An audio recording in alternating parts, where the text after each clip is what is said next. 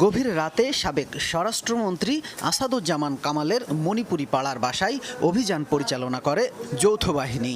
রিমান্ডে থাকা ছেলে জ্যোতির দেয়া তথ্যের ভিত্তিতেই এ তল্লাশি দাবি পুলিশের। প্রায় ৩ ঘন্টা ধরে অভিযান চালায় যৌথ বাহিনী। এ সময় জ্যোতির রুম থেকে ২টি হরিণের শিং, একটি জেব্রা ও হরিণের চামড়া উদ্ধার করা হয়।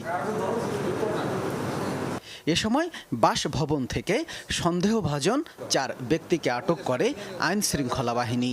তাদের থেকে নগদ ৩ লাখ টাকা এবং ২টি মোবাইল ফোন জব্দ করা হয়। অভিযানে নেতৃত্ব দেয়া তেজগাঁও জোনের এডিসি সাইরুল কবির বলেন, আটককৃতদের বিরুদ্ধে তেজগাঁও থানায় চুরির মামলা করা হবে। এছাড়া অস্ত্র ও মাদক মামলায় জ্যোতিকে জিজ্ঞাসাবাদের জন্য ২য় দফায় রিমান্ড চাওয়া হবে আদালতে।